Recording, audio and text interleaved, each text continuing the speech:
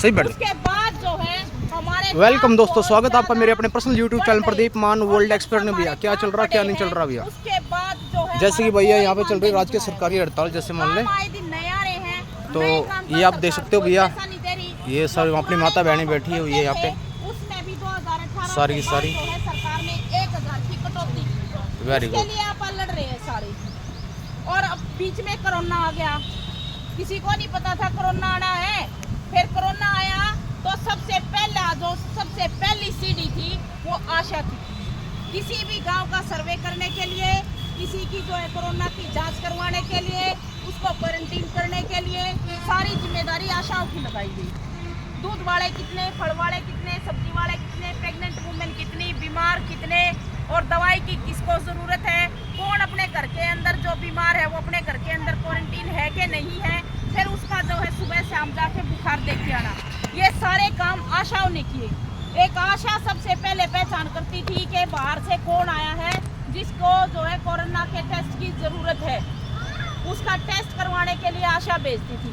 बड़े पैमाने पे पूरे देश में, पूरे प्रदेश में झगड़े हुए आशाओं के साथ। कम्युनिटी में लोग डरे हुए थे, भय का माहौल था, और आपके ऊपर सरकार ने दबाव डाल रखा था कि सबकी कोरोना की टेस्टिंग होनी चाहिए। उसके बाद जो है कोरोना का टीकाकरण शुरू हुआ, वो दबाव भी आपके ऊपर था। वो तमाम दबाव आपने झेला, और वो तमाम दबाव झेलने के बाद जो है सरकार की वाहवाही हुई। सरकार की वाहवाही वर्ल्ड हेल्थ ऑर्गेनाइजेशन में हुई, और सरकार को इनाम मिला, हमारे देश की सरकार को, कि इंडिया में जितनी सघन आबादी है, जितना हम भीड़ में रहते हैं, जितना बड़ा हमारा देश है, जितनी आबादी है, उसके हिसाब से बहुत सतर्क तरीके से हम निपट गए हैं। और उसके लिए जो है सबसे पहला अगर किसी ने काम किया, सबसे ज़्यादा अगर मेहनत की, फ्रंट लाइन में अगर थी, तो वो आशा वर्कर थी। जी बिल्कुल बिल्कुल। आशा वर्कर्स के नाम पे जो है हमारे देश की सरकार को इनाम मिला। फिर देश की सरकार ने प्रदेश की सरकारों को, मंत्रियों को इनाम दिए। फिर प्रदेश के मंत्रियों ने आपके जिले के सीएमओ और आपके एसएमओ और एमओ को सम्मानित किया। काम आपने किया और आपके नाम पे इनाम सबको मिले, सम्मानित सब हुए। तो आप बहुत महत्वपूर्ण काम कर रहे हो, ये वर्ल्ड हेल्थ ऑर्गेनाइजेशन ने साबित किया। और सरकार ने इसके एवज में हमारे साथ जो किया वो मैं आपको बता रही हूँ। हम एनएचएम का हिस्सा है।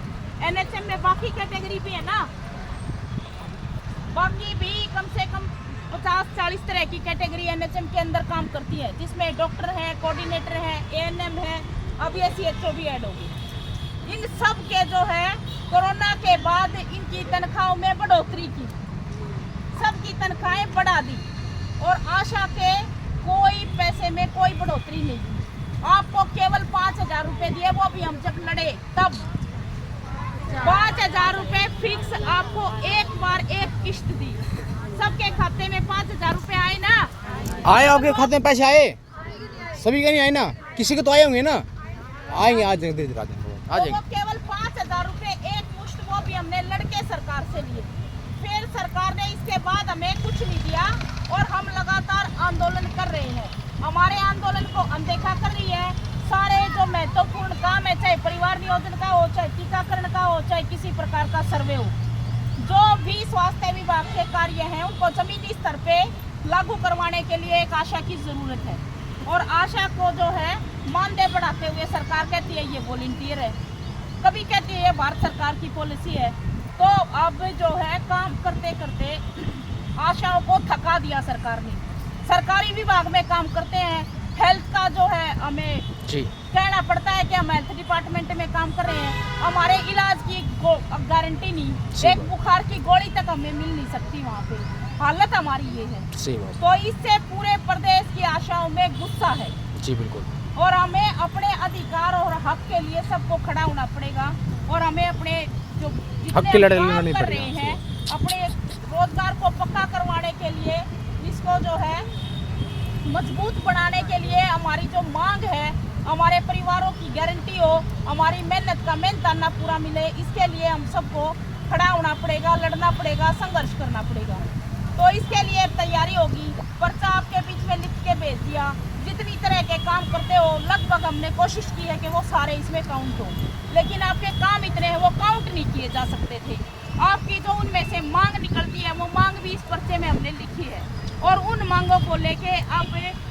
आंदोलन करते करते इस निर्णय पे पहुंचे हैं, जब सरकार लगातार अनदेखी कर रही है, जानबूझ के जो है आंदोलन को का कोई रिजल्ट हमें नहीं देना चाहती, कोई बातचीत नहीं करना चाहती, हमारे काम को मान्यता नहीं दे रही, तो अब हमें मजबूरन हड़ताल का निर्णय लेना पड़ा है।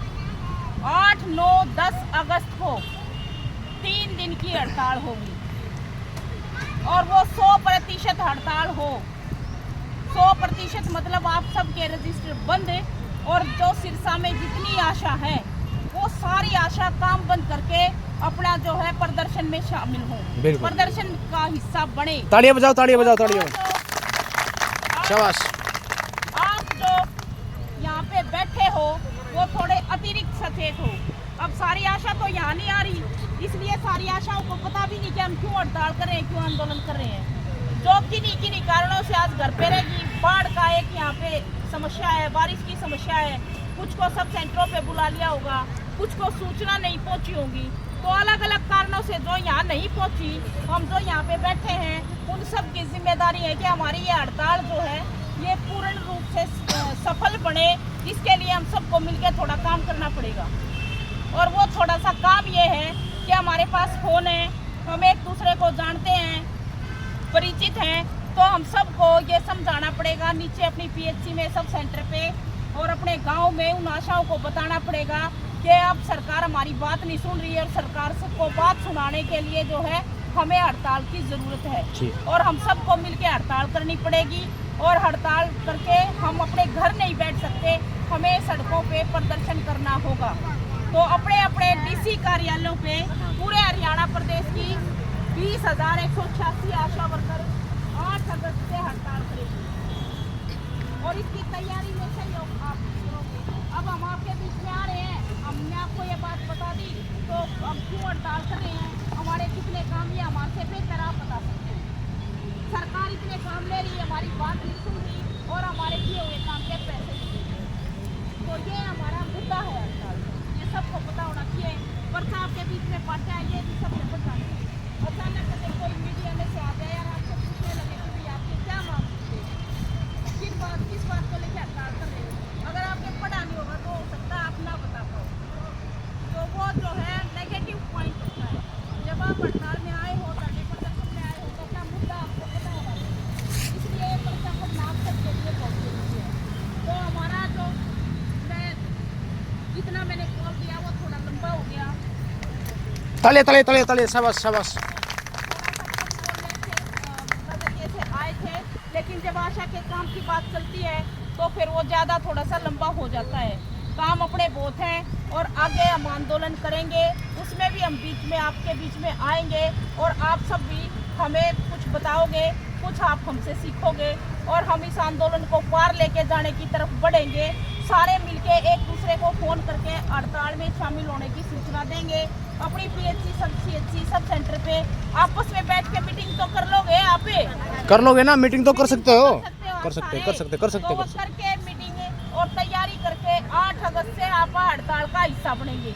अब हड़ताल जो है कहाँ तक जाएगी ये आगे हम देखेंगे, और आगे जो है आने वाला समय बताएगा, आंदोलन तय करेगा, और सरकार जो है किस मूड में है, अब किस मूड में है वो तो अब 8 अगस्त के बाद ही पता चलेगा। कि आपने मेरी बात सुनी, थोड़ा इसमें कुछ सुरेखा ऐड करेंगी, वो आप सुरेखा बोलेंगी, मेरी बात सुनी, समय दिया, धन्यवाद। धन्यवाद, शाबाश, शाबाश। वेलकम दोस्तों, हम भी अपने शब्दों को विराम देते हैं। जो भी आपने खबर देखी अपने चैनल पे, आज की प्रदीप मान वर्ल्ड एक्सपर्ट यूट्यूब चैनल में आपका स्वागत है दोस्तों। तो थैंक यू। हम इस अपनी भी मतलब इसको मतलब यूनियन को विराम देते हैं। धन्यवाद आपका बहुत बहुत।